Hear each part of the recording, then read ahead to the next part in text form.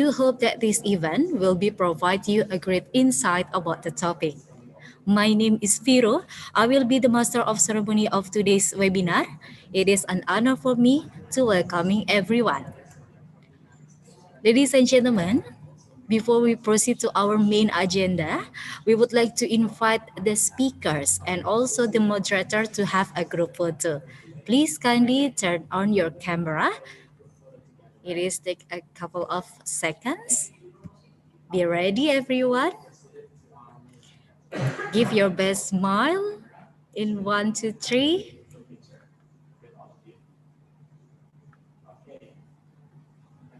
Another one. Perfect. Thank you so much. Excellencies, ladies and gentlemen, to start our webinar, I have the honor to hand over the station to our moderator for today's webinar. He is the lecturer in Faculty of Medicine of Universitas Erlangga and also the Vice Dean for Academic and Student Affairs Universitas Erlangga at Faculty of Medicine. Ladies and gentlemen, please welcome Dr. Ahmad Chusnu Romdoni. The floor is yours. Okay, thank you, Ms. Viro. Assalamualaikum warahmatullahi wabarakatuh. Good day, everyone. For the second day of the Erlangga Global Day with the topic webinar on innovation in teaching and learning for professional education in health science related field in the time of the pandemic, we have is Professor Dr. Cita Rosita Sigit Prakoswa. She is a Director, Professional Education and Research of Dr. Sutomo General Academic Hospital, and she is Professor at Faculty of Medicine, Universitas Erlangga. And the second, our Honorable Speaker, Dr. Kathleen Mihan, Executive Director of Iwan Health Academy, Eastern Region, Daman, Kingdom of Saudi Arabia. And the third, our Honorable Speaker is Dr. Hamzah Jamil Awad. He is a professor and program coordinator, Health Information Technology, Health Science Department, Higher College of Technology, Abu Dhabi, Uni Arab Emirates. And ladies and gentlemen, so I think we just continue to the first speaker, and I think Professor Sita will present the material with the topic Clinical Doctor Education at Teaching Hospital during the pandemic. And yeah, we can see that Professor Sita is a dermatovenerology specialist. She is very expert in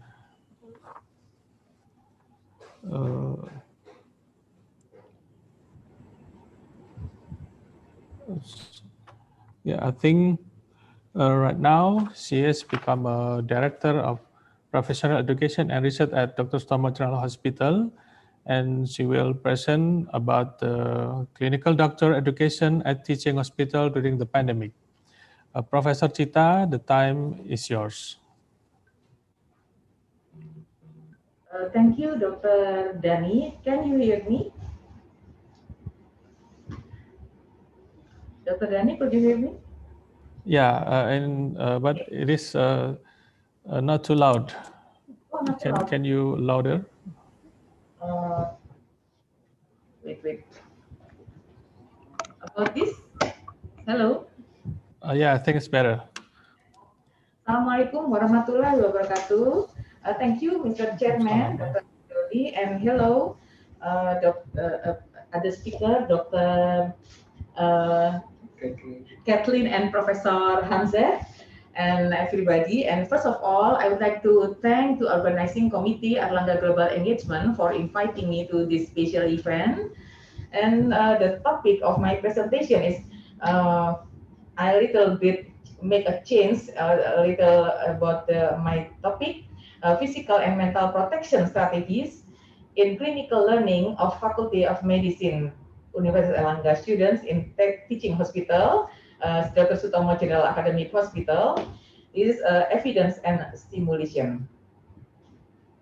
The outline of my presentation is availability of patients, residents, and clinical clerkship, or we could say as co-assistant, safety and welfare needs, adjusting the clinical rotation with the number of patient reduction, protocol related to COVID-19 at Dr. Sutomo Hospital, and research on the development of COVID-19 patient services. The first subtopic, availability of the patient. We could see in this slide the trend of outpatient visit at Dr. Sutomo General Academic Hospital, January up to October 2020. The old visit is the blue one is old visit patient, outpatient, and the green line is the new visit. We could see the lowest patient in outpatient visit in the May 2020, and this is the outpatient. How about inpatient visit? This slide shows the COVID patient in orange line, and blue line is non-COVID patient in our wards. We could see in the lowest amount of patient, non-COVID patient in June 2020, that time the COVID patient is the highest amount. So we could see in this slide the non-COVID patient is decreasing and COVID patient is increasing. The next subtopic about resident safety and welfare needs. Before the pandemic, hospital safety components such as patient safety, financial safety, environment safety, and employee safety were in a balanced harmony or homeostasis, but it shifted to an imbalanced situation after the pandemic. Hospital condition during COVID-19 includes hospital income decreased by more than 50%, expenses more than income, and hospital employees are inactive because of old age, contracting COVID-19, or because of comorbidities. And standard personal protective equipment are very expensive, and difficulties in separating COVID and non-COVID cases, especially in the our first experience in the very first time of COVID, due to the unavailability adequate laboratory equipment. But in June, we have the isolated room for COVID in our wing, so we could separating COVID and non-COVID cases. And the demands of resident right include standard personal protective equipment, routine PCR swab test, enough rest time, accommodation, and 3 times meals during their duties, incentive, and being free from tuition fee from Rector Universitas Airlangga, medical treatment when infected by COVID-19, and education and research activity. The next topic about the adjusting the clinical rotation with the number of patient reduction. These are the total number of residents that we had in late 2019, 1,733. And this is the several study program of resident. And this graph shown the ratio between patient and resident in the polyclinic or outpatient before and after pandemic. So in this graph, the orange bar show before pandemic, maximum ratio outpatient patient to resident, and the green bar show the minimal ratio outpatient to resident after pandemic. We could see there is decreasing ratio patient to resident in outpatient clinic. How about inpatient clinic? This graph show the ratio between patient and resident in inpatient ward before and after pandemic. Similar with the outpatient clinic, there is a decreasing. The orange bar is maximum ratio of inpatient in our wards before pandemic, and the blue one is minimal ratio of inpatient on our ward patient to resident after pandemic. All of our ward is decreasing. And this graph shows the adjustment resident amount in the polyclinic and inpatient ward. We could see in this blue bar is an outpatient setting, the adjustment resident um, in outpatient clinic, and the orange bar show the adjustment in inpatient clinic. So we can see in this picture or in this slide that due to the availability of the patient, we have to make adjustment the resident, the amount of resident who works or learn in our hospital. With this evidence, then we came out this policy consideration allowing residents to choose voluntarily to work in COVID-19 duties to ensure mental welfare of the residents, and regulating and redistributing residents consecutively with minimum amount of residents that can be done realistic to ensure physical welfare of the resident and hospital safety. So, as we know, we have to make the competency of resident is the achievement of competency of the resident, but we also have to consider about the safety of the patient and of the resident. This slide shows the coordination between Faculty of Medicine, Universitas Airlangga, and Dr. Sutomo General Academic Hospital. We could see in this picture, the Dean of Faculty of Medicine submitted the name of resident list into groups. First group is willing to give services to COVID-19 and non-COVID-19 patient, group A. And the second group is not willing to give services to COVID-19 patient, group B. And then the resident grouping, and we mix orange in several clinical settings. After this, the director of Dr. Sutomo General Academic Hospital received the list and coordinate with the head of department to define the workplace, define facilities for residents, and define total amount of residents working in the hospital in 1 month, and make agreement letter in participant of COVID services. We could see in this table, this is the setting area, and this area is COVID-19 free or no. And this is the group A. We could see in group A, all of area, the resident could work in all of area, but in group B, for resident not willing to give services to COVID-19, only work in the black area, black one, yeah. And this is the facilities for resident in group A and group B. We have a test, trace, treat coordination center for residents. On November 17, 2020, the data show there is no hospitalization resident. And this is 11 self-isolation of resident.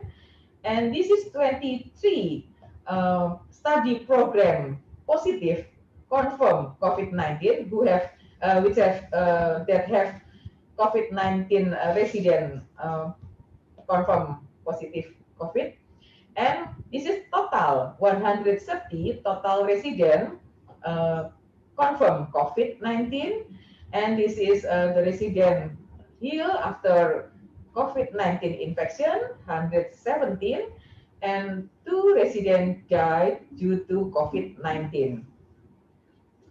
And graph below show the trend of COVID-19 confirmed resident. We have to beware because the graph is still going up and down, which indicates that the problem that we're facing is still there. This is the collaborative agreement. Dean Faculty of Medicine Universitas Airlangga, Director of Dr. Sutomo General Academic Hospital, and Director of Universitas Airlangga Hospital about blended learning for clinical flagship Faculty of Medicine Universitas Airlangga in the new era of COVID-19 pandemic. Blended learning system of clinical flagship in COVID-19 pandemic area. Definition of blended learning is combination of online and offline, and online learning for case discussion, journal reading, and written exam. Offline learning only 2 weeks in Dr. Sutomo General Academic Hospital and Universitas Airlangga Hospital starts from November 9, 2020 for batch 1, and now is batch 2 ongoing process. And every day only 2 up to 3 hours work in our hospital with maximum 48 people for first station of clinical flagship, 6 department, and maximal 30 people for second station, 5 department. And offline learning, the examination is mini CX or OSCE, and the activity offline learning is bedside teaching and skill lab. This is the rules before offline learning.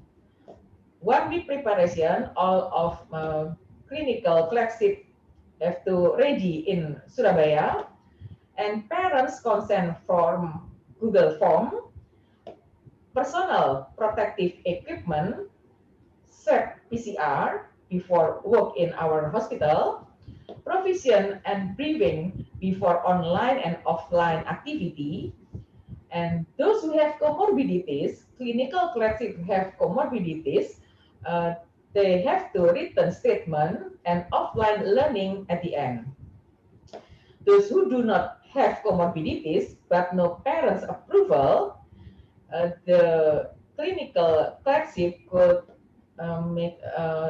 reschedule next offline learning batch or academic leave.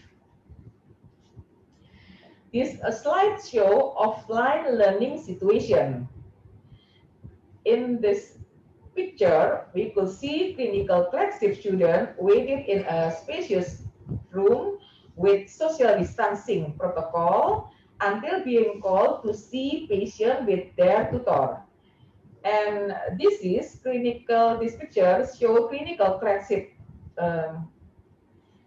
students use dummy eyes to learn without patient. It's skill lab.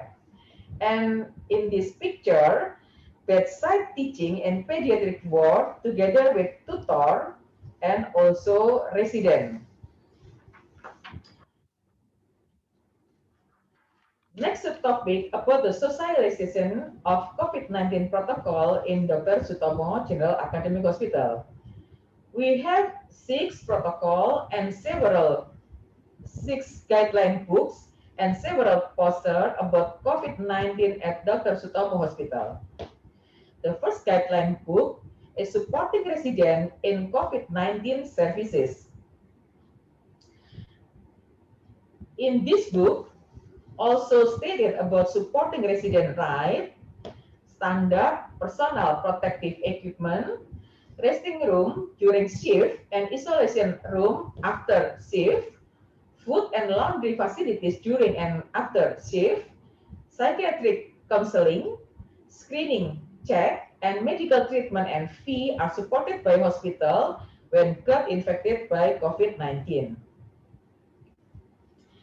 And this is one of supporting resident in COVID-19 services guideline book about the mental health welfare for medical staff, includes resident and of course clinical flagship in COVID-19 pandemic. In this leaflet, we could see the do and don't body system in this hospital. and also the symptom and sign of burnout, stress, and depression. And this guideline book about the protection for resident and treating patient in COVID-19 pandemic. This book, guideline book about fast screening of COVID-19, and this book also include the example for use in emergency room and outpatient clinic COVID-19. This guideline book, the previous guideline is for patient, and this one is for medical staff, includes resident and clinical clerkship who are in contact with COVID-19 positive cases. This book also includes the example, several cases, so we can make a simulation for face the medical staff who are in contact with COVID-19 positive. And this is the guideline about flow and organization of 24-hour services about swab, RT-PCR, and rapid test in central laboratory installation, Dr. Sutomo General Academic Hospital. As we know, we have services for internal and external needs. This is several poster about donation of personal protective equipment in isolation room of COVID-19 and in low care of our hospital. This is a collaborative research consortium of COVID-19. We have 5 clusters, and this cluster is relevant with our topic today about the promotion and prevention and influence the medical staff, includes the residents, and this is also research about anxiety and resilience, burnout, and exercise before and after activity of the resident in our isolation room, and also research about innovation of medical education, especially in online education. This is interim analysis research of clinical clerkship online learning in Faculty of Medicine, Universitas Erlangga, by Professor Rita Rehata et al. The sample is 126 medical students and 65 teaching staff members. And there is important finding in the statement for medical student. I feel confident to apply knowledge that I got from online learning to handle my patient. And majority, the answer of the medical student is totally disagree and disagree. So almost all of medical students didn't feel confident to apply knowledge that they got from online learning to handle their patient. And how about the teaching staff member? With the statement, I feel confident that the knowledge that I gave in online learning could have made competence of general practitioners from medical students. And the answer, the majority answer is totally disagree and disagree. So after the interim analysis of the research, we have to consider about started the offline procedure to make fulfill the competency of medical student, but of course consider also about the safety of the medical student. This is the interim analysis of burnout and depression prevention in resident by Dr. Margarita Maramis, Dr. Elisius Hanindito, Dr. Damayanti Tindo, and Dr. Alhayan. And this is some interesting finding The level of anxiety in residents is generally moderate, with a trend that tends to decrease from the condition before serving in isolation room of COVID to post-duty isolation. And there are three dimensions to assess burnout level resident about emotional exhaustion, depersonalization, and personal achievement. And the level of depression in residents show mild depression in general, with a trend that tends to increase from the condition before serving the isolation room to post-duty isolation. And the sleep quality in resident over a month interval indicates that sleep quality is generally poor, with no clear trend from the pre-isolation condition to post-duty isolation. And the resident resilience, majority is normal, 84 resident, and have the high resilience 8 resident, and the low only 8. This research continues with intervention like Zumba and also consultation, and we will see the gain before and after intervention, exercise, and happy activity, and still ongoing process. Conclusion of my presentation: the need for competency achievement, welfare, and safety of residents and clinical clerkship must be fulfilled. Competency achievement of resident and clinical clerkship needs enough amount of patient with minimal contact of COVID-19 cases and, of course, personal protective equipment. Adjustment in clinical rotation considering total patient reduction in outpatient and also inpatient in our ward, financial ability of hospital and network hospital, academic health system. And the last one is strategies in physical and mental protection of resident and clinical clerkship in COVID-19 pandemic have been done and will be evaluated routinely. Thank you very much, and I hand over to moderate Dr. Romdoni. Assalamualaikum warahmatullahi wabarakatuh. Waalaikumsalam warahmatullahi wabarakatuh. Thank you, Professor Chita. I think for the audience, you can write any questions if you have any for question for Professor Chita in the chat box, and I can read after the third presenter. And continue for the second honorable presenter, Dr. Kathleen Mihan, and with the topic mental health, dealing with mental health of professional students during pandemic. I think it is like a continuing from Professor Chita presentation, and it is very interesting. We talk about the mental problems during the pandemic. Please, Dr. Kathleen, time is yours. Thank you very much, Dr. Ahmed. Just to check that you can hear me okay. Everybody can hear me? Okay, great. I didn't hear you because you are on, on mute, but hopefully you can hear me. Yes. Okay, Dr. Ahmed. And you can see my screen, right? Everything is in order. Yes. Okay, thank you. Thank you very much to the Universitas Erlangga and to Farah and to yourself, Dr. Ahmed, for inviting me to partake in such an important event this morning.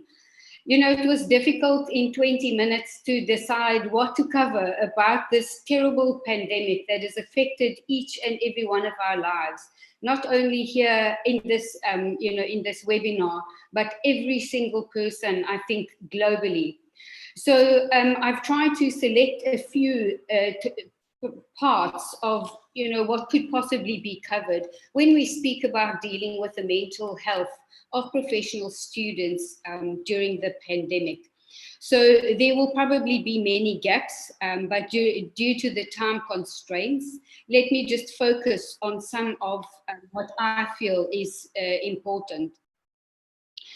So the overview of the presentation then, I know that we all know what is COVID, what is Corona, but as part of the presentation, one of my focuses is that everybody should be in the know.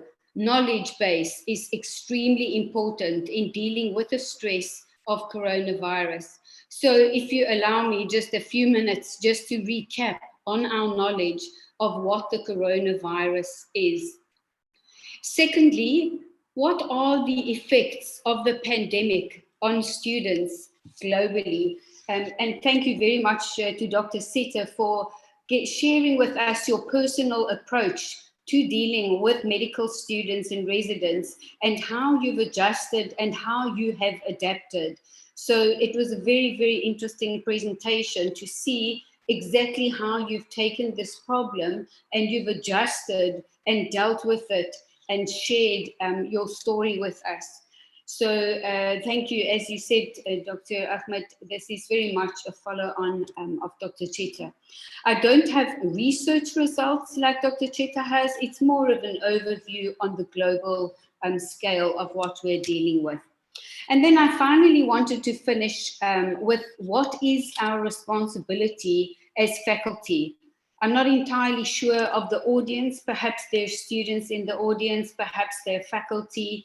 And importantly, I believe that there are managers of education facilities. And I'd like to just address briefly the fact that we need to look after ourselves as well. Everybody is so focused on helping students and helping our families. And yet, as educators and leaders in education, sometimes we have to remember that we too are people in this global epidemic and how we need to look after ourselves as well. So I'll address a little bit of that. So again, in the overview, a little bit about the coronavirus, which I'm sure we all know well, the effects, and then finally the responsibility as educators on how to deal with it. So let's look back a little bit. Can you believe, everybody, that it is almost a year since this pandemic has started?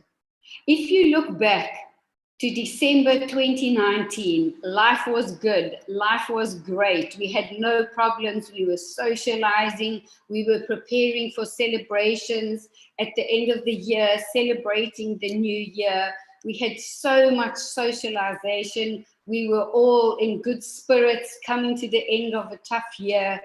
And overnight, literally, our lives were changed. So in December of 2019, almost 1 year ago today, it was reported that a significant number of pneumonia cases presenting with symptoms of fever, fatigue, coughing, and very importantly and differently, breathing difficulties was reported in the Hubei province in Wuhan, China, within a very short period of time. And that is why I say, overnight, our lives changed. What happened at the time in December was the Chinese government implemented measures for disease control and directed research investigations for treatment and also for collaborative research. New cases then began increasing rapidly, and this was due to human transmission after a single introduction into the human population. As we know, it's a zoonotic virus, and it turned from animal to animal transmission, to animal to human, and ultimately, where we are sitting today, human to human transmission. So a little bit of the background as well is that the World Health Organization named the virus 2019 nCoV. The International Committee on the Taxonomy of Viruses named it Severe Acute Respiratory Syndrome, Coronavirus 2, or SARS-CoV-2, and the pneumonia caused by the viral infection was called the novel coronavirus pneumonia, or COVID-19. As we mentioned, it changed to person spread, and usually an animal virus it changed to the spread from animals to humans. And this change included its ability to attach to human cells and penetrate the cell wall through a natural receptor. And this is what precipitated the pandemic. Later on, the person-to-person spread was subsequently reported outside of Hubei and later in countries outside China. And this was when the World Health Organization in March of 2020 declared COVID-19 a pandemic due to its unusually fast rate in which the virus was spreading. Remember, a pandemic differs from an epidemic, and I believe you're all medical and health background, so this is redundant information, in affecting an entire country or the whole world and affects a large percentage of the population. The human population has no immunity to it, and alhamdulillah, with all the current research being published in the last few weeks, there seems to be light at the end of the tunnel in the form of a vaccine. Importantly as well, critically, it causes more deaths and significant social disruption. And this is the focus of the talk today, is the social disruption as well as the economic loss in the student population. We all know, I believe, the structure of a virus. Just to remind us that in the structure of the virus, we have an envelope and a protein coat, and inside a nucleic acid, which could be DNA or RNA. And importantly for the coronavirus, these spikes, which you see here, which are used for attaching to specific cell surfaces, like in the respiratory tract. And if you look to the right, this is what coronavirus looks like. The word corona coming from the word crown. So the virus looks like it's wearing a crown with all these spikes. So as we know, there's the virus taxa that infect vertebrates. We've got DNA viruses and RNA viruses. We've got double-stranded viruses and single-stranded viruses. And here in this box here sits the coronavirus, which is a single-stranded RNA virus. So just to put it into perspective for you, the world is bombarded by a myriad of viruses, and the coronavirus wearing its crown is sitting here when we hear about single-stranded RNA viruses. Now we see this every day, but I do believe that we as a human population have become resilient to these numbers being thrown at us on a daily basis. So I just want to highlight, and I'm sure every one of you have read the news today, every one of you have listened to your local news channels, to your international news channels, and these numbers are coming at our brains and at our ears.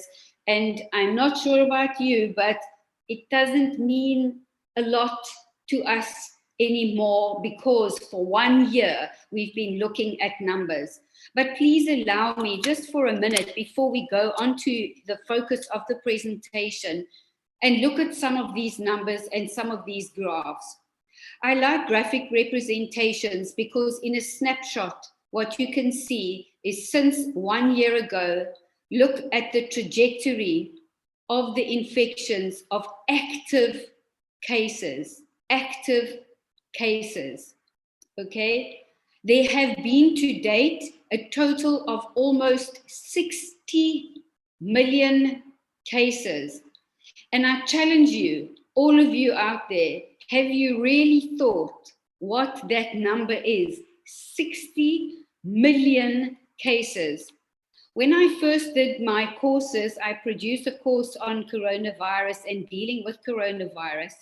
In April, my first presentation had a graph, and it said, we are almost at 3 million cases worldwide. And this was a shocking figure, 3 million cases. And now, a year later, look where we are, 58.7 million cases. Currently, there are 16.8 million cases with round about 16.7 in mild condition and 0.6% in serious or critical condition. Now, I wanted to bring this to your attention because many students fall in this category and their perception has been, I'm strong, I'm young, I'm not going to be affected, I can go out there, my life will not change, I can carry on my important social life, and I won't be affected. So I've brought this in for this reason, that many students up until very recently have felt somewhat empowered that they are going to fall in this 99.4% of the population, that they can continue as normal. In Indonesia, I just wanted to have a look at what the statistics were. The total cases of 502,000 out of a population of 274,000. So this is just the current state of affairs, and I only throw this at you along with 100 other news channels to bring to your attention this is unprecedented, and everything that we're dealing with today is unprecedented. If that's the word I've heard the most, it's unprecedented. So just focus on what the actual numbers are for this coronavirus. So let's have a look then a little bit more focused on the educational impacts, which is what we're talking about. Sorry. The educational impacts have been extensive and has impacted, and I believe I would change this number of recent publications to 100% of learners globally, from closures of schools and universities that have been implemented. Almost 1.5 or more than 1.5 billion students have had their educational trajectories irreversibly disrupted. And these are the words that really have impacted with us, is unprecedented, irreversible. This has never happened before, and inshallah will never ever happen again. The psychosocial impact of the COVID-19 pandemic should not be forgotten. It is important to acknowledge that in times of change, it is very natural to feel unsettled and unnerved and in need of ways to cope and manage stress. And Dr. Chita also explained how the residents were feeling like this. They came with demands. It's natural to feel unsettled, and we need ways to cope and manage.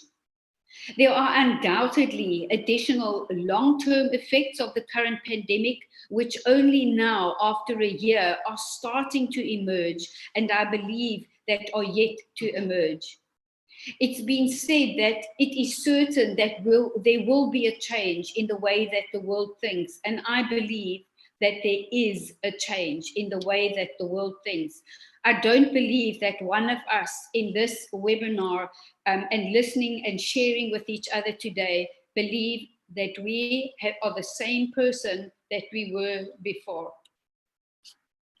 So what are the impacts of the pandemic generally? So the pandemic has the potential to affect college students as well as any other part of the population. And the types of effects that have been reported are physical, academic, financial, and psychological. College students' lives, as we've mentioned, have dramatically changed as they have been asked overnight to leave the campus, adjust to new living circumstances, adapt to online learning platforms, and very importantly, over a very short space of time. I do believe that today's students are the population that are very resilient as far as technology is concerned. They are easily adaptable. If you want to ask somebody how something works, you ask a 5-year-old or a 6-year-old that has really been born with technology in their hands. That's fine to acknowledge that students will cope. However, don't forget to deal with what is going on. Don't be too quick to say the youth is, easy to, they will be the easiest to deal with. They don't get infected, they don't get sick. Let's focus on the elderly. Let's focus on comorbidity persons in the population. I urge you not to think like that. These college students' lives have dramatically changed overnight, and I urge everybody not to overlook the students because they are the future. So courses designed to include a high level of interaction and hands-on experience, such as practicums and labs, have a clear disadvantage in regards to the evaluation of students. And I believe that everybody at Universitas Erlangga and all of us who are sharing today have had very severe effects.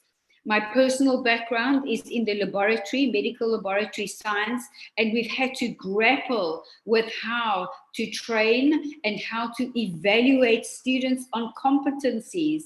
And this has already been, touched on this morning. How do you? We have to get innovative. However innovative we get, there are still challenges to evaluating competency-based programs such as laboratory, medicine, and any of our health courses. There are other students, many students in the world who have difficulties with access to computers and the internet at home. It's fine to say, right, all of the students globally, you need to start working from home, go online, go on your computers, and yet there are many countries that are under-resourced as far as this is concerned, and they have exceptional challenges. I'm from Africa myself, so in Africa we have exceptional challenges. There are many students who simply don't have computers nor the internet at home, and this is going to have deleterious effects on our future. The other impacts are the health of family members, students' health as well, so family and self, and very important, the impacts of misinformation. And I don't have time to go into all the misinformation out there, but we'll have a look at how social media has impacted on the bad media and the bad press and stress levels out there by misinformation being presented. So let's have a look again at the mental health burden on the students. I've had a lot of reading and publications which I've pored over in preparation for today. And most research concludes the following causes of anxiety, and it's already been discussed this morning, and depression amongst students. It was apparent that economic hardship was the most significant predictor of depression. Self-supported students, so those students who were supporting themselves financially, reported an increase in depression. Tremendous difficulties with focusing on academics, fear of COVID-19 itself, and interestingly, obtaining medicine and hygiene material or PPE. Again, this was mentioned today already. Uncertainty about the future, and as mentioned, the social media link. The more time that students spent on social media, the more it correlated with increased anxiety levels. As soon as students spent more time looking for information on social media, their anxiety increased. So take a moment just to reflect on what has been reported. Economic hardship, the most significant, students who are self-supporting, difficulties with focusing on academic work, fear itself, obtaining medicines and PPE, uncertainty, the dread of the future, and the social media link. Now, additional stress may lead to further detrimental effects on the experiences and mental health of undergraduate students. Interestingly, from all the research, students are more likely to change their behavior than other adults. And this is, I think, where our lifeline lies. It was apparent that students are the ones who can actually lead the change in behavior. And it was clear that students' priorities shifted to concerns for health of family and self rather than, self-fulfillment. This stress leads to less focus on academic issues, and the pandemic has exacerbated the existing challenges that already exist with students. It is apparent, and this is why we're talking today, that innovation is required. So who is responsible for all of this? We are saying support the students. This is a vulnerable population. So how do we support them? Well, the college support services play a crucial role in helping students navigate these life changes that are associated with the pandemic, and these may help improve their mental health. I just wanted to share with you from one of the resources what the actual financial indicators were amongst international students. Already, and many of my friends on a personal level have their children at international universities, and the stress has also been unprecedented. So let's just take half a minute just to look at what these indicators of financial distress were amongst international students particularly. Asking educational institutions for help, right? So 47, almost half of students, international students, had to approach the universities for additional financial aid. Almost half had to borrow money and finances from friends and family. And there's other ones that came up quite significantly: home heating, prescribed textbooks. A lot of them had sold something personal to try and ensure that they had the finances. They'd approached community and welfare organizations, etc. So it is quite apparent that the significant impact on international students as well. Already they're not at home. There are financial burdens. Most students who were working lost their jobs, or at least a 50 or 80%, 50 to 80% reduction in their income and in their earnings to support themselves. Oh, sorry. Okay, let me just close. Okay, so this is just a summary of what I was talking about. About 63% of them were affected, 27% struggled to pay the rent. These financial burdens interfered with their studies. About 35% of students were actually concerned about leaving their university, and this leads to university and college retention issues.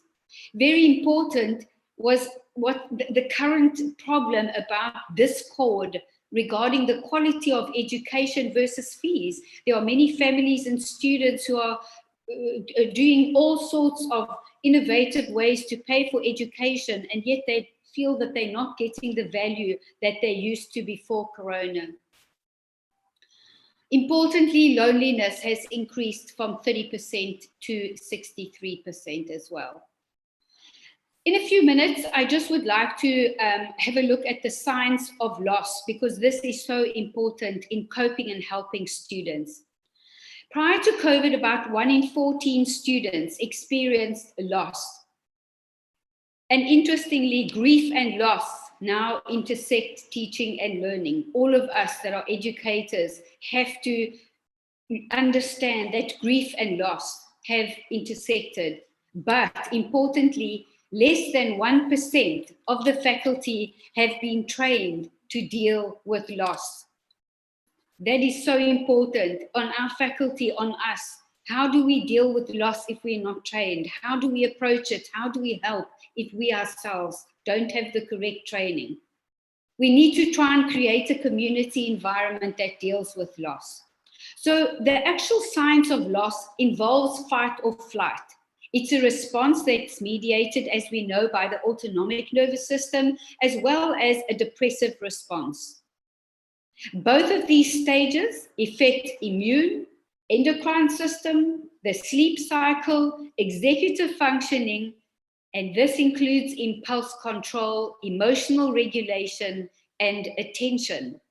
Now, if you're in a classroom, as faculty, we can identify these behaviors such as anger and outbursts, attachment seeking, avoidance behavior.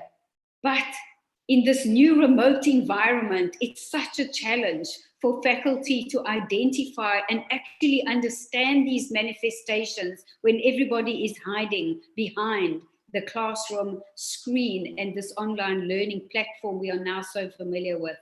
So emphasize community as faculty, try and bring the students in, integrate mindfulness into the remote or hybrid learning environment.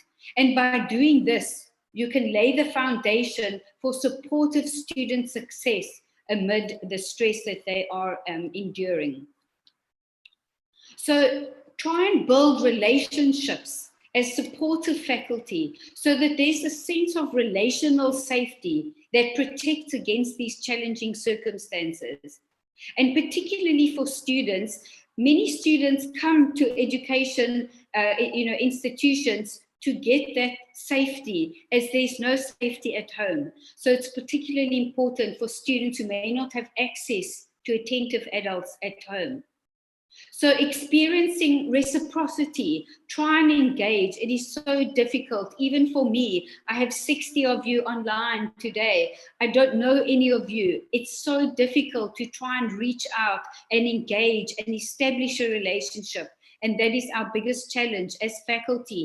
Try and establish these relationships so that they have the comfort and the confidence to establish independence. And all of this will contribute to the students' recovery from difficulty and success.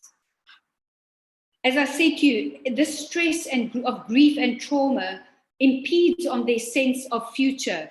Where's the future? I don't have a future. Why should I indulge in making sure my future is successful and secure when I don't know what it is?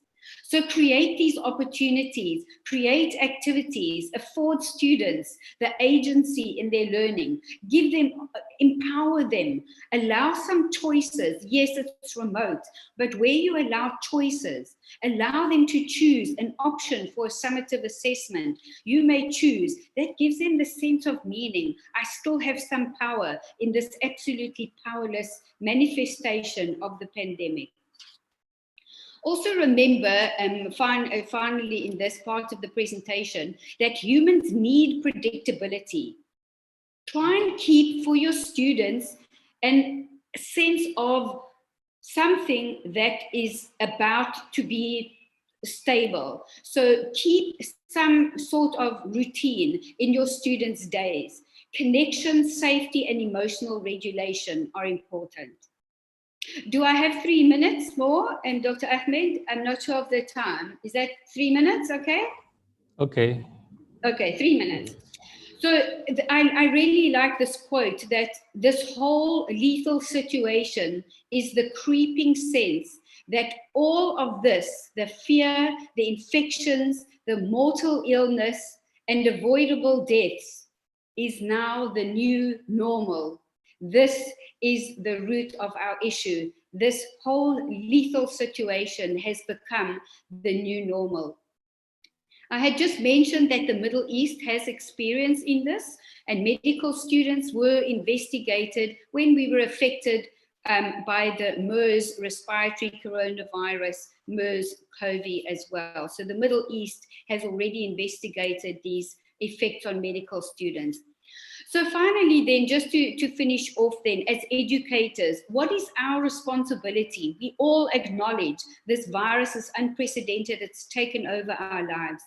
Number one, inform, share information, update information, support the students, and provide them with coping skills. Encourage a routine in their daily lives, encourage them to exercise, sleep, and very importantly, encourage good nutrition. There's a lot of information out there about the link with vitamin D and coronavirus, and I urge you to read about it. We don't have time now, but increase your vitamin D links. The vitamin D link is exceptionally important. Relaxation is important, and for me, the most important is communication. And this is where I mentioned right in the beginning, communication for us as well. Encourage the students to communicate and express their fears but communicate amongst ourselves as leaders and managers of higher education and as responsibility, as principals, as rectors. Please don't forget about yourself. Use these coping skills for yourself. And and finally, okay, there you go. Finally, just to say that we've all acknowledged that this too shall pass. It will come a time when we will be normal again, and this too shall pass. Thank you very much. Thank you, Dr. Kathleen Mehan. It's very, very interesting and nice presentation.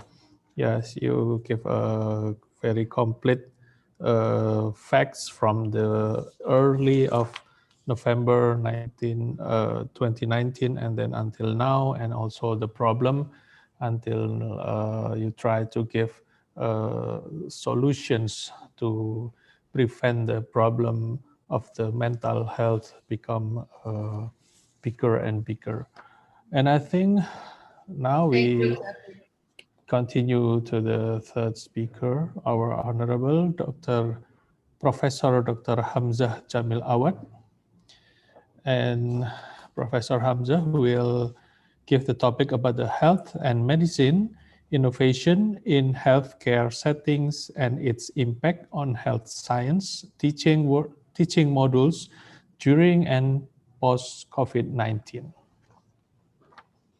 This is the bio from Professor Hamzah. Please, Professor Hamzah, time is yours. Thank you very much. Assalamu alaikum and good afternoon. I think in your time, good morning for those who are in my area zone. I'm very honored and pleased to be part of your webinar today, and it is a great pleasure to me to be part of this panel and part of this speech.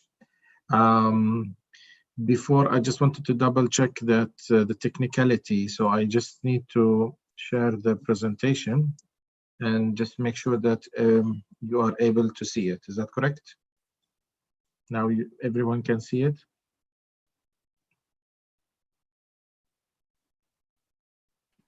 Yes, Dr. Hamzah. Okay, perfect. So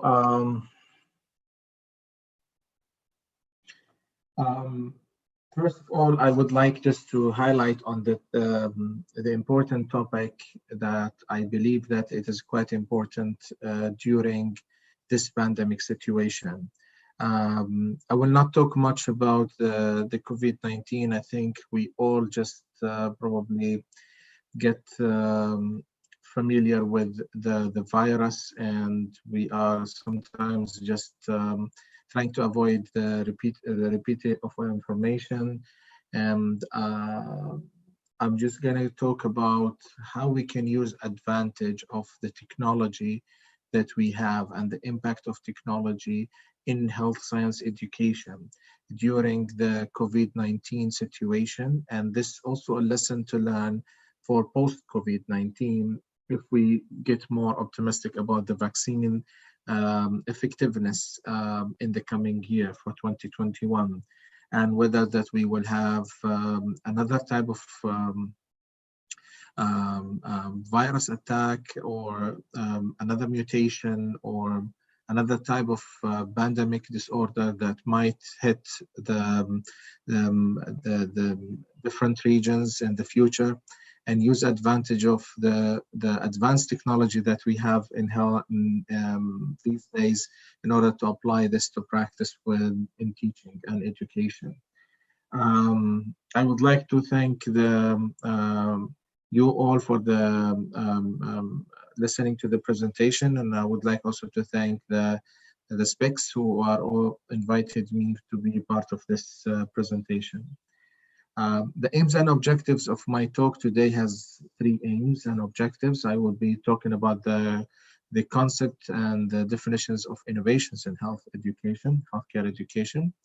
And I will just actually raise the topic of cultural innovation and whether that we are there or not.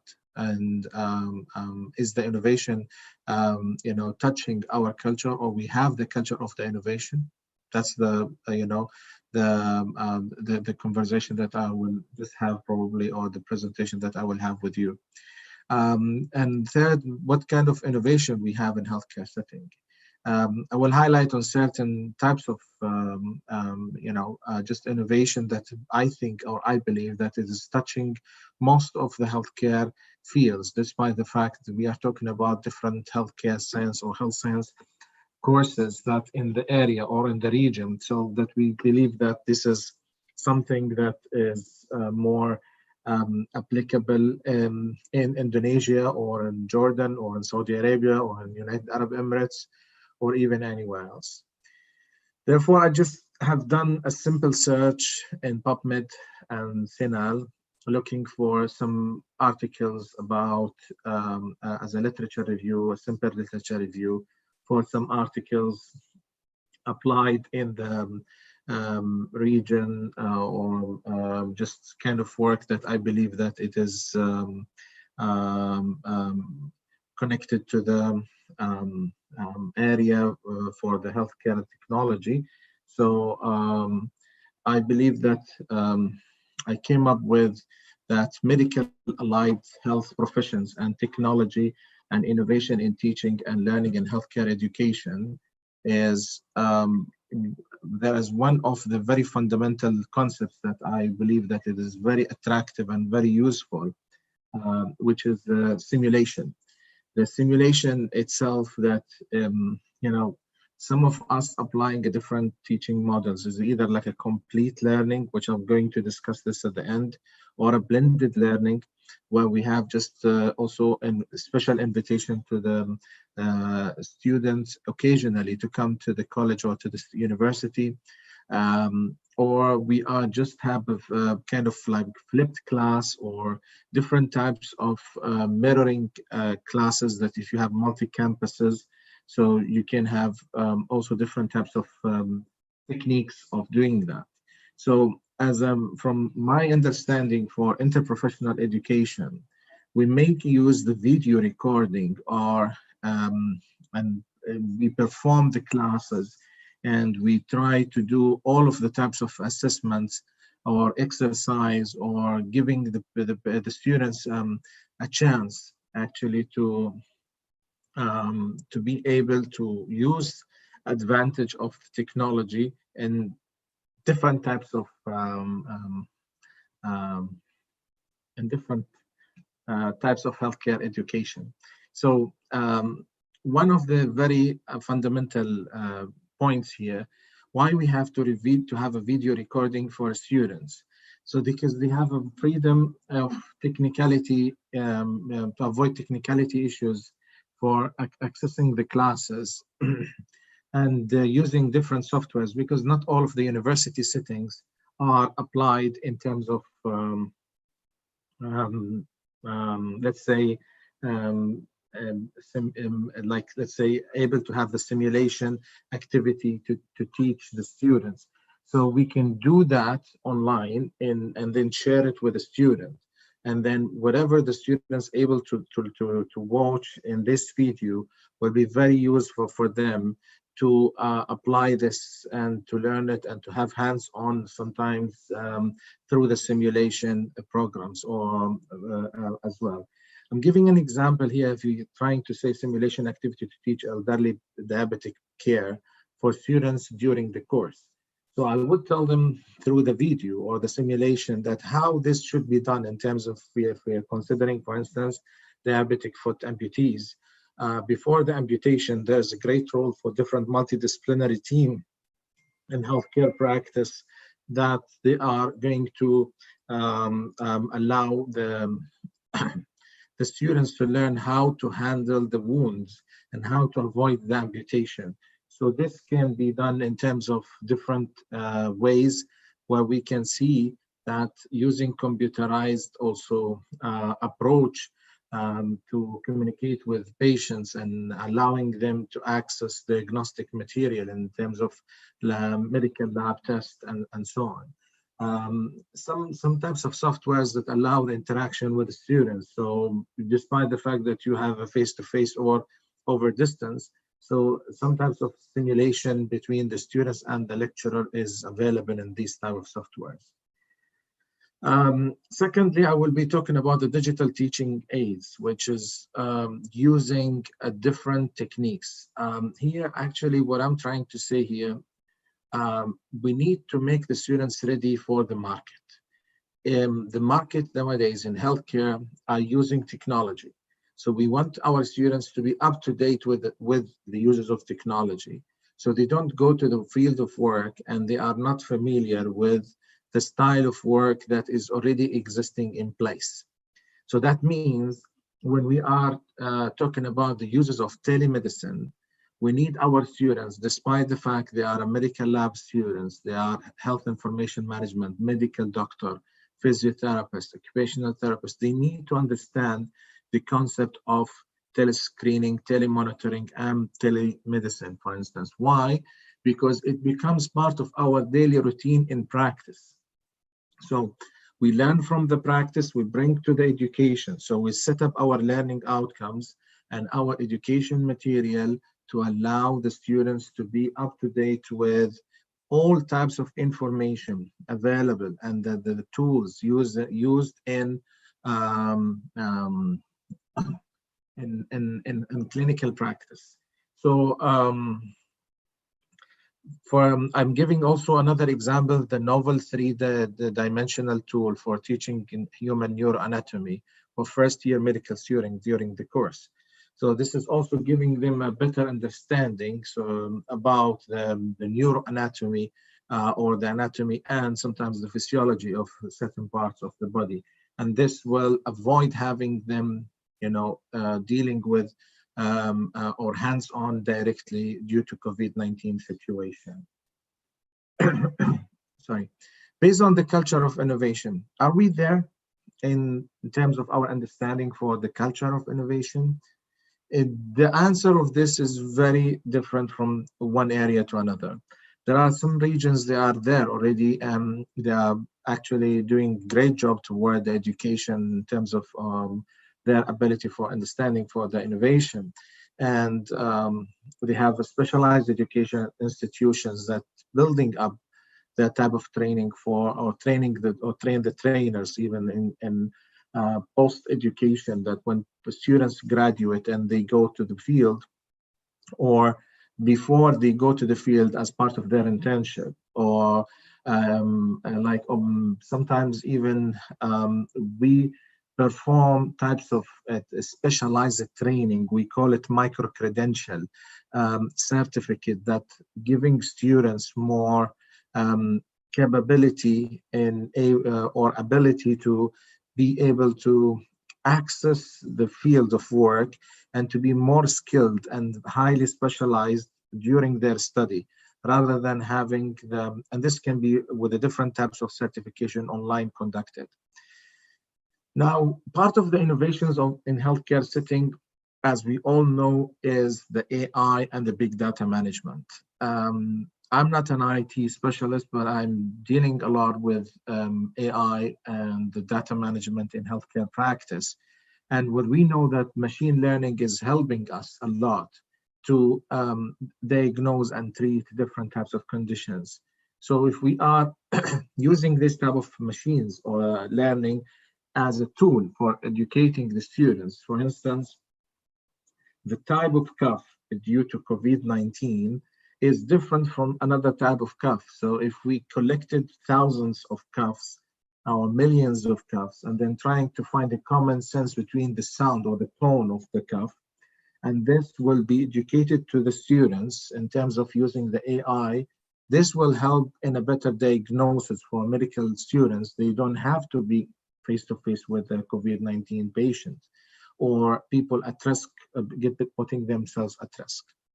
The other thing that what I wanted to highlight here is the big data management for vital signs.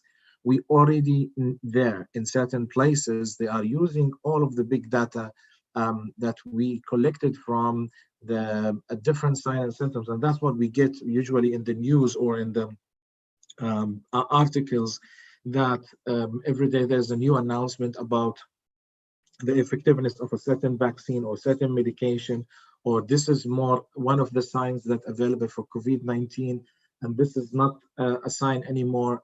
And all of these aspects is coming from the big data management that's allowing us to understand the vital signs and finding the common sense and building a line of common sense.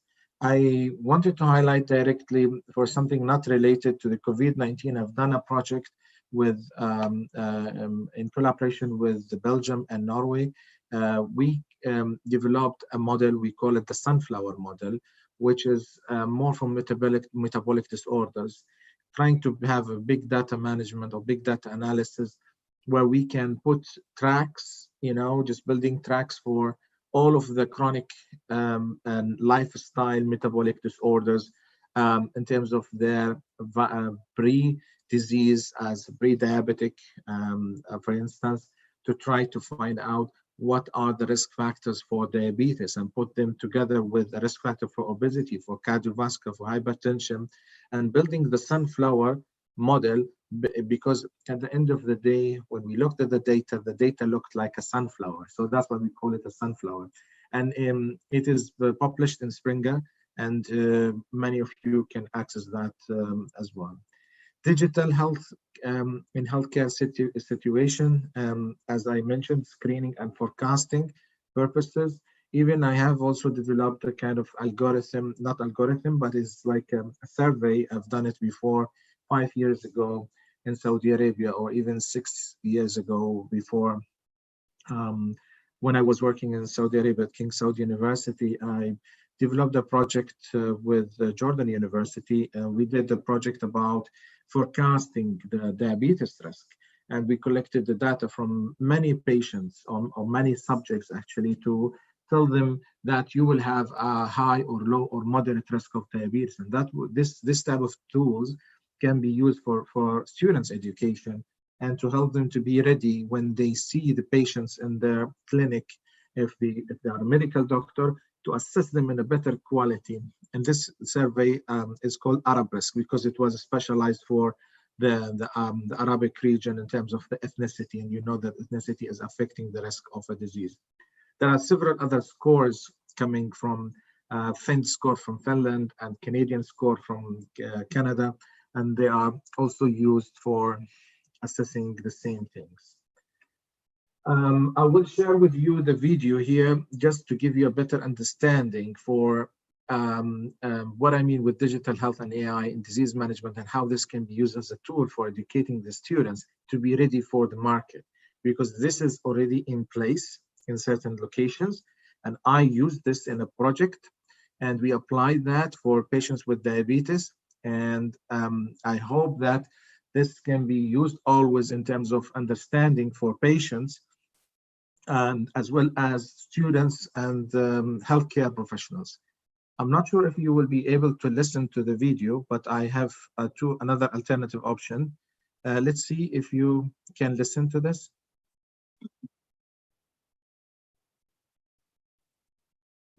Are you able?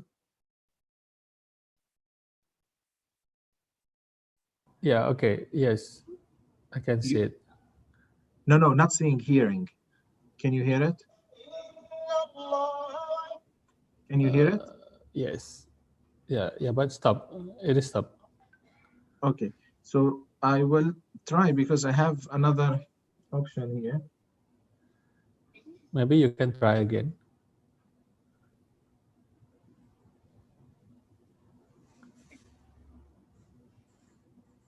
Living with illness is never confidence.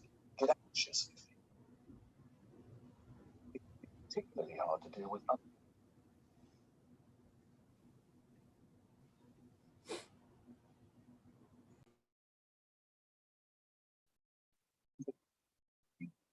and feel more secure. We hope that they can take away some of the worry. There are games, pulse, weight, oxygen, and blood. And you can use the listening. For example, information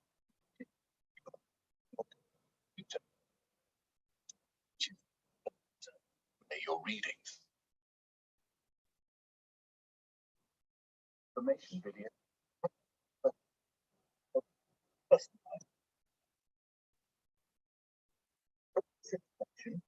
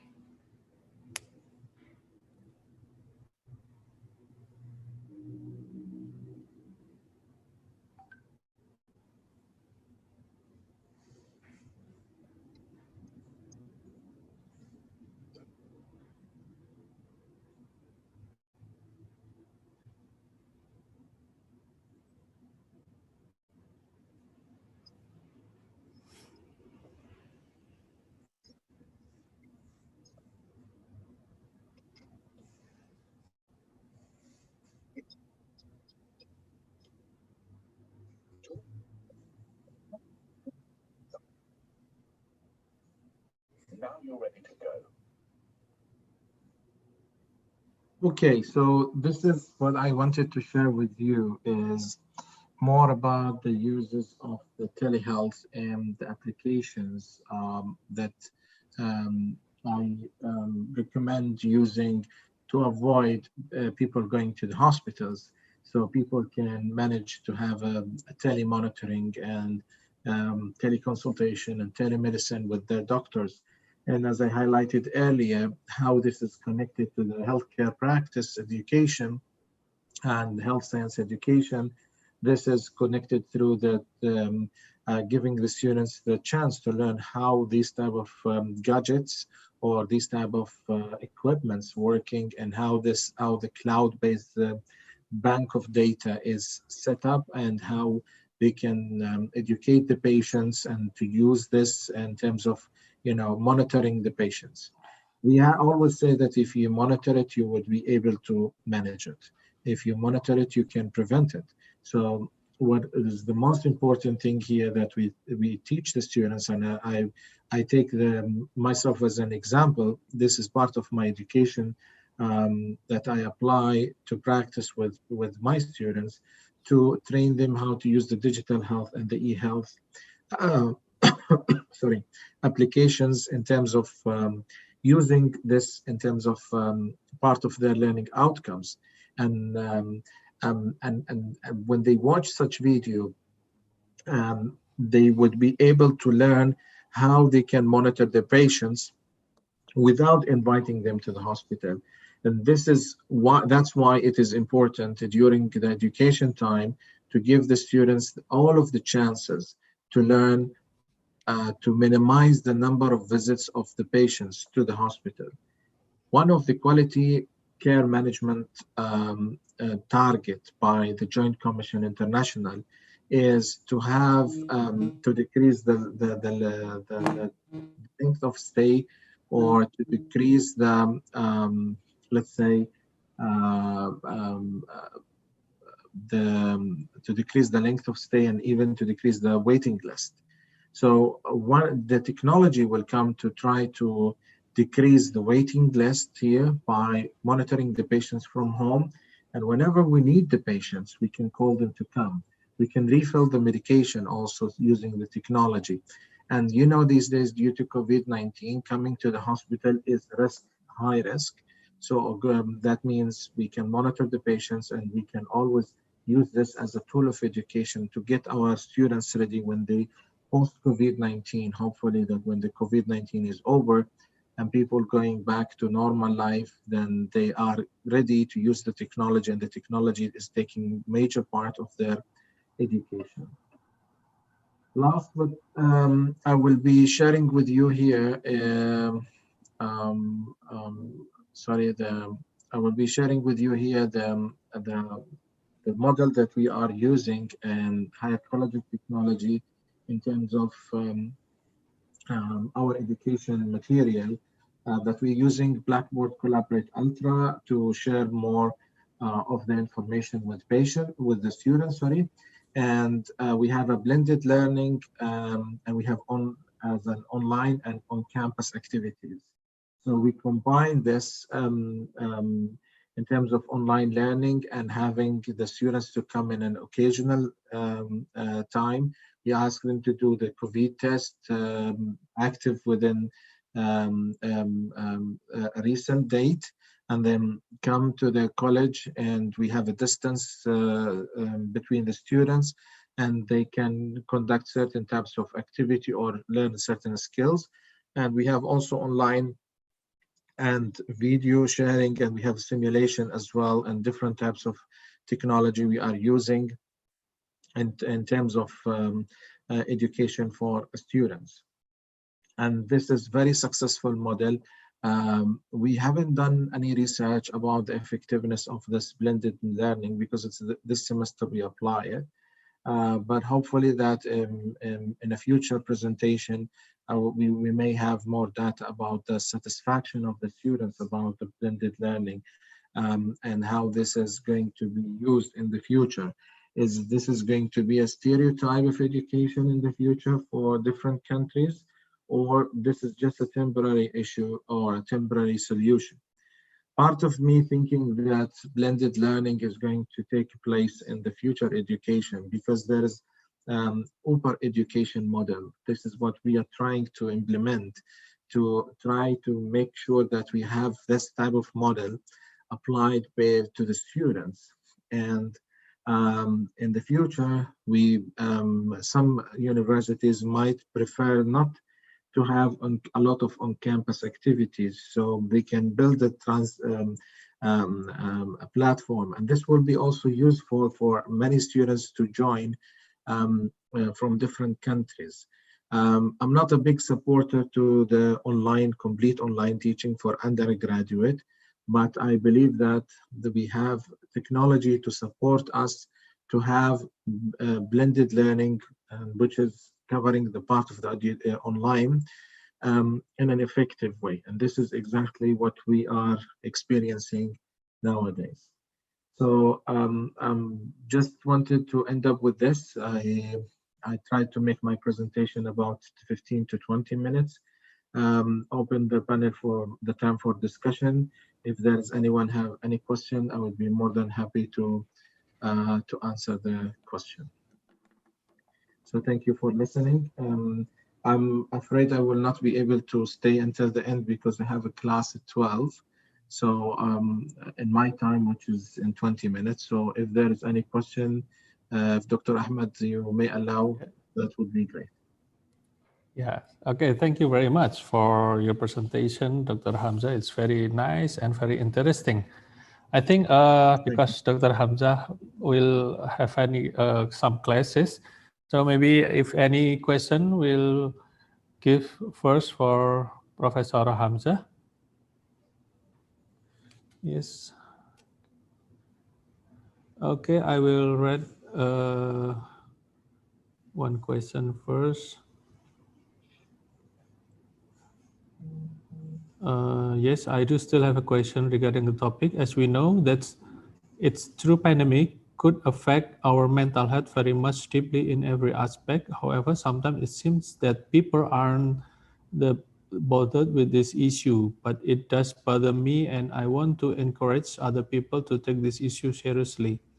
So could you explain us the best way to show them that these things should be taken seriously and not make the people we don't feel anxious and even annoyed with our explanation?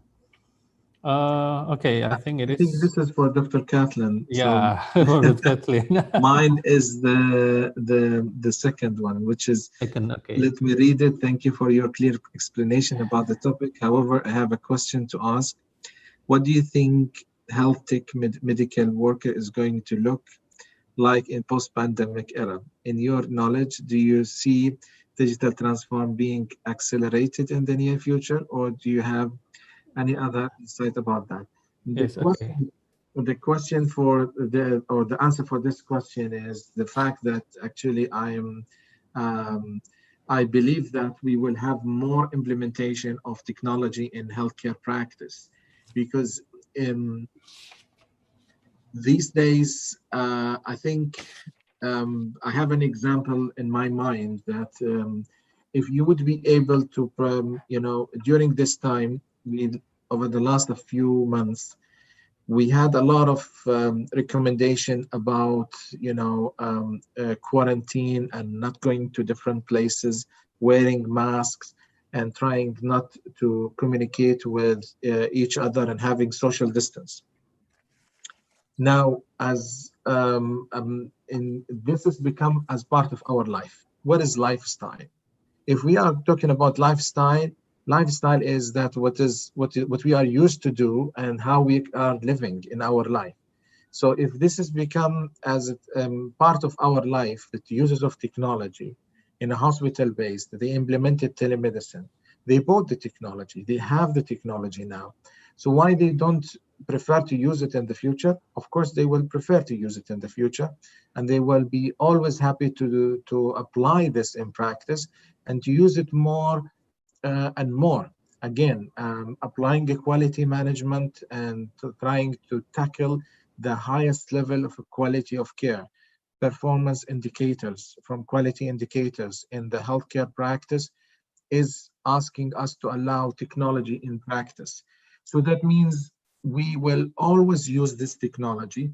And in terms of education, if we have a simulation lab, and we bought this simulation lab, or we have a software that allowing the students to apply to learn through the simulation, why we don't use this as a technology in the future? So the answer is definitely yes. We will be using a lot of technology in terms of clinical practice or clinical education at different level. Is the technology going to replace many healthcare professionals? The answer is no, because there will be no chance for technology to replace us in the future. So because we are the people who use the technology, and we always have to be there in order to handle the technology in clinical practice. I hope that my answer is comprehensive enough to you, Miss or Mrs. Obi. Yes. Okay, thank you, Professor Hamza. Any more comment about these questions?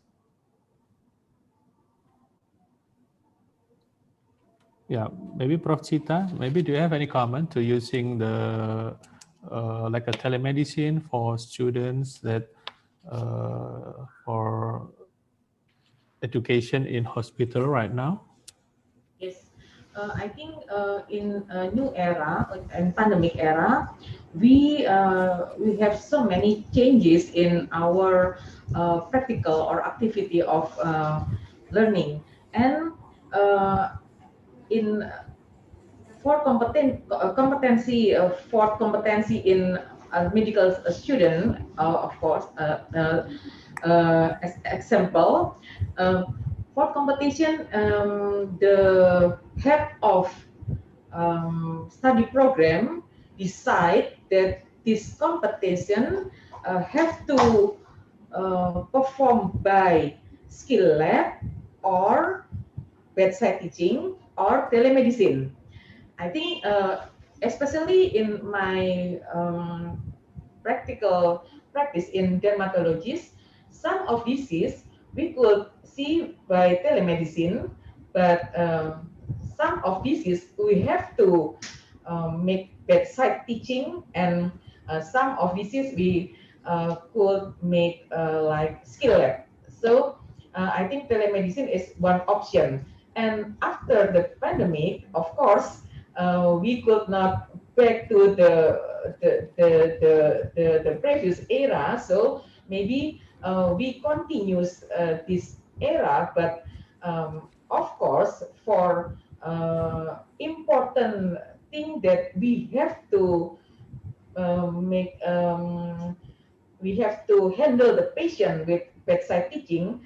So this for this competency, we have to um, see the patient, the medical student have to examine the patient, but for other competency we could make the modification of learning by telemedicine. Yes. Yeah, I think that's a very, very good answers because if we do the bedside teaching, I think that's the end of the blended learning, like Professor Hamza said. And before we prepare the student, I think at the first, using the simulation and also using the telemedicine, I think it is very useful to prepare the student before they go to the To the hospital, market. maybe. Yes, yeah. And Yes. also using the AI, because as I mentioned as an Yeah. example, so if we try to train the students to use the AI um, um, um, for certain types of diseases, like say for example, referring to the Professor Sita, that she said that she's a dermatologist. So if you take a different pictures of the same type of disease, let's say eczema, and then you teach the students that this is how you can differentiate this type of skin disease from other type of skin disease, from the artificial intelligence that would show you more clear pictures or more clear ideas how this type of skin disease would be different. For COVID, probably the cough sound, the tone of the cough will be useful for the patient, for the students to learn that. So when they hear this in practice or when they graduate, they refer to the machine, and the machine will help them in diagnosis as well. Yes. Yeah, I think it's very clear. Yeah.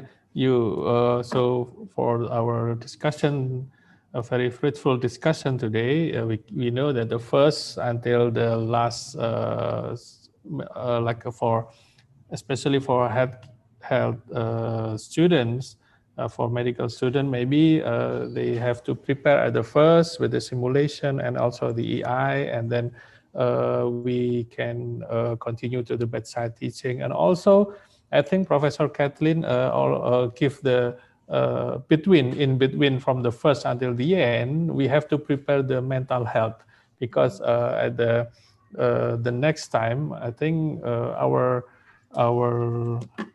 education cannot be back like before, but we have to create the new one, like the new normal education for medical education, maybe sometimes like that. Maybe Professor Hamza, do you still can stay or you will? No, I have to leave because I am limited with time for the Yes. class. So thank you very much for the invitation. I just shared my LinkedIn profile with everyone. So if you have any question or anything, please share it. And my email was presented at the beginning. So I would be more than happy to communicate always with you and to have a future collaboration with Erlangen University as well. So please Yes. stay in contact, and thank you very much, everyone, for listening and for the great panel discussion and for the questions. Yes. Have Thank a you nice very day, much, and Professor Hamza. thank you. Okay. Bye-bye. Yes. Bye. Assalamualaikum. Assalamu alaikum. And also we continue, we have 10 minutes. Miss Fira, it is okay for me to continue this discussion? It is okay, Dr. Dan, if you like to continue the discussion process. I Okay. think we have several questions in the chat box. It was coming from the Miss Frisa August. Which one? She Yeah, asking maybe about maybe this one. you can help me to read the questions. Sure. And The question is addressing by Frika Anastasia. She asks about what innovations will happen to healthy care with 5G. Thank you. I think this question is addressed to all of the panelists. uh, I think if talking about the innovation, I think the certain person that answer is Professor Hamza, but it's okay. Maybe for Professor Sita or Professor Kathleen can give some comments about this. From my side, I cannot comment on 5G. I don't work in that kind of environment. But what I can say is that, you know, we all have to adapt and we have to accept. You know, many people are saying that we cannot wait for things to go back to normal. And the reality is, it's not going to go back. We need to go forward. And that's quite sort of pertinent for me, is that we shouldn't look about going back to normal. We should look to going forward.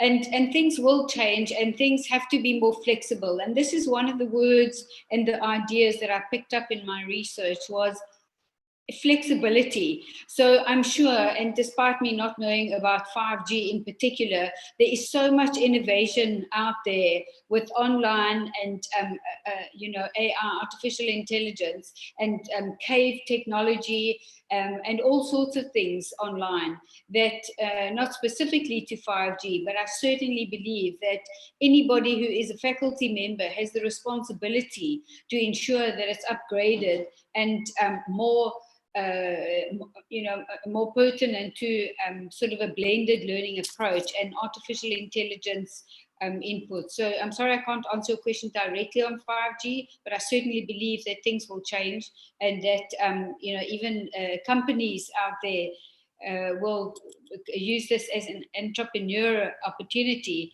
and develop things that are immersive technology.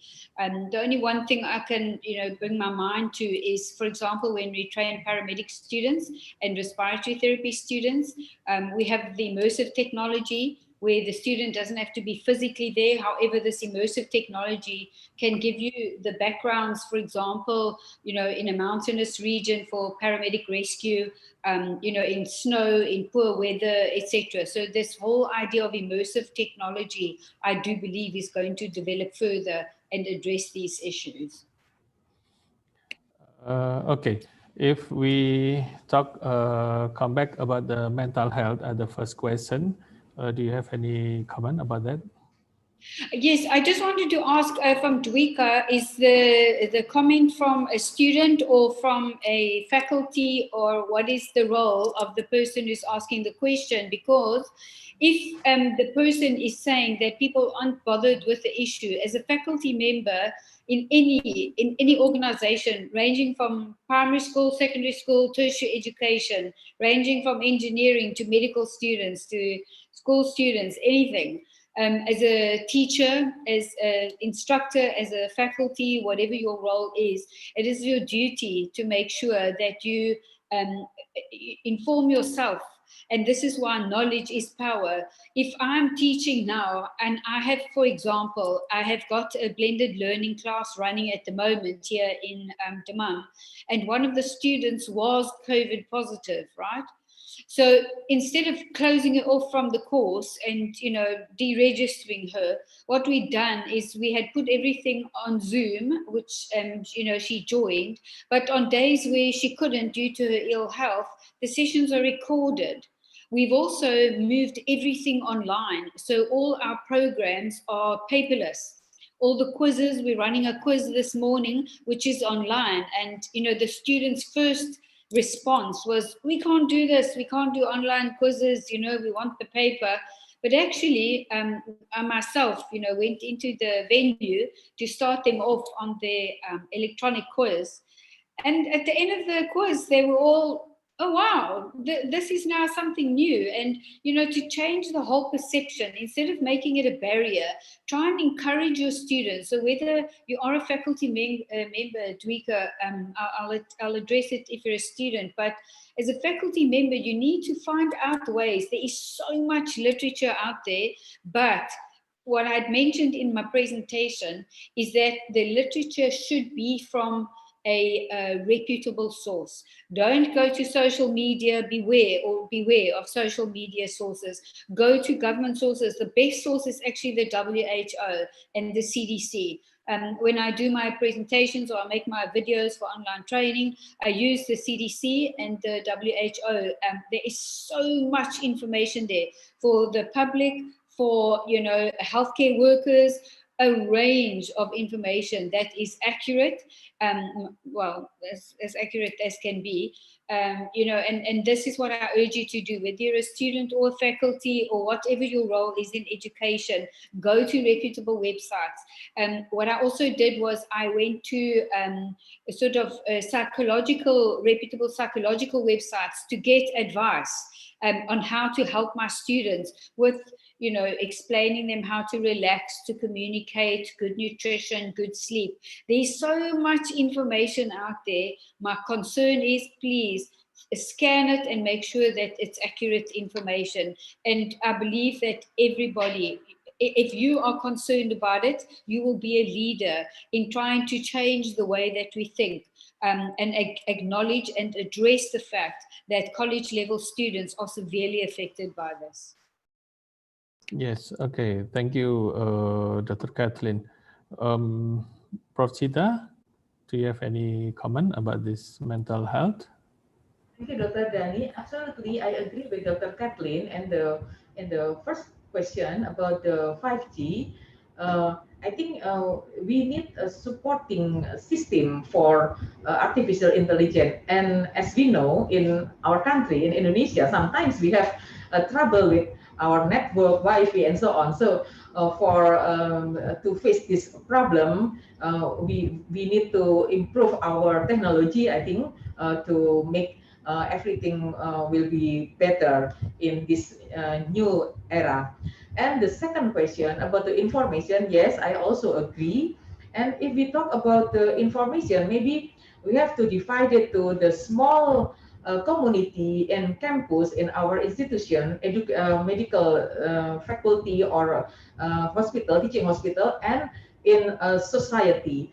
And I think we have to educate our medical students to become a champion in this society, because in our people sometimes we have to educate how to choose the official website and how to choose the information and so on, because we know the disparity in our society about the educational background. So as a medical student with the high level education, have to concern also about the share information, the right information to the society. Thank you, Dr. Dani. Yes. Okay, Professor Chita. I think the time is getting close to the end, and maybe do we have any more questions, Miss Viro? Sore Ibu. Okay. J. Selamat sore Ibu Thank you, Dr. Miranda. Dani.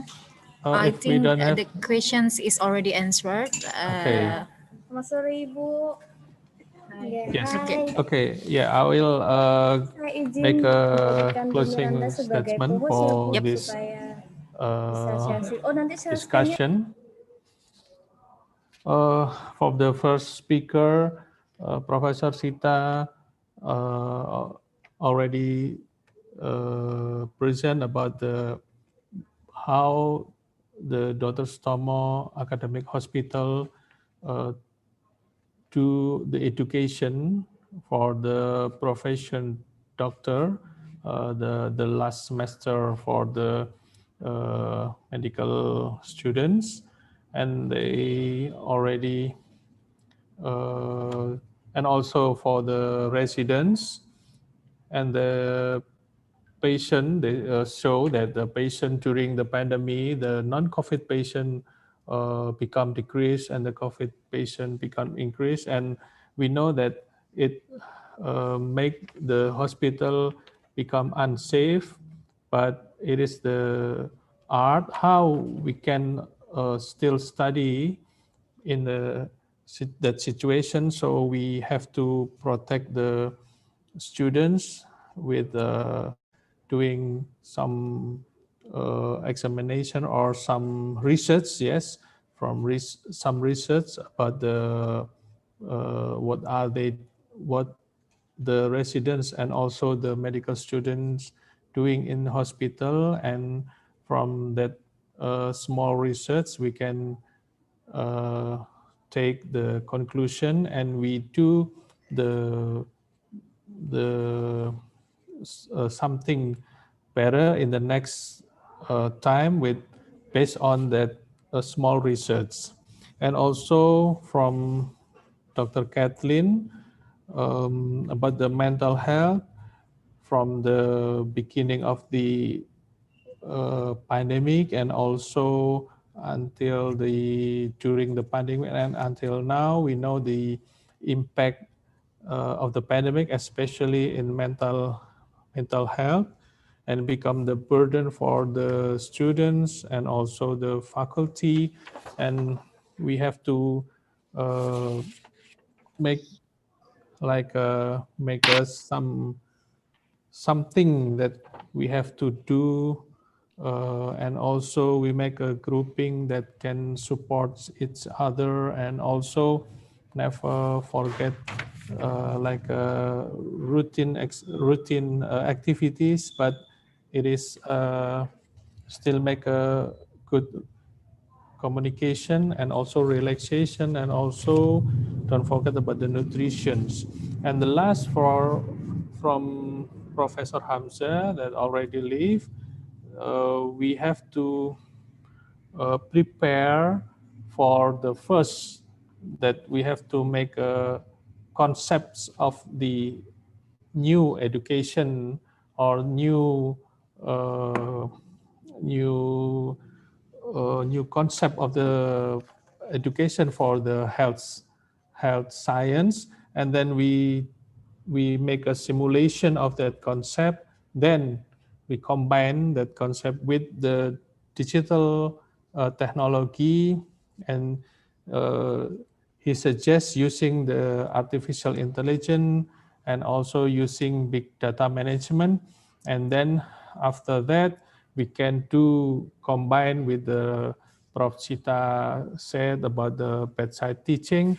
Then we can make a blended learning for the conclusion for the pandemic situation for the health science educations. I think that's our conclusion for discussion this afternoon or this morning. And it is very happy for me to become between our honorable speakers, Professor Chita and also Dr. Kathleen. It is thank you for me for to the committee that already invite me as a moderator. It is very honored once more. And now I will finish this discussion. Thank you very much. And please, Ms. Vira. Thank you, Thank everybody. you, Dr. Dani, for moderating the webinar magnificently. Ladies and gentlemen, we would like to once again thank you to our prominent speakers, Professor Chita, Dr. Kathleen, and also Dr. Hamza for the excellent and insightful talks. We also would like to express our gratitude to the organizing committee, the participants, of course, and also the specs who have contributed in making this webinar happen. Last but not least, all the organizing committee of this webinar would like to encourage all of the participants to fill a satisfaction survey. We already give you through the personal chat. Your feedback will be very much appreciated. Thank you so much once again. We do hope you always in a good health and good luck for us, and see you in the next webinar. Wassalamualaikum warahmatullahi wabarakatuh. Goodbye. Masalam. Thank Matur nuwun, Prof. Sama. Matur nuwun, Dr. Dani.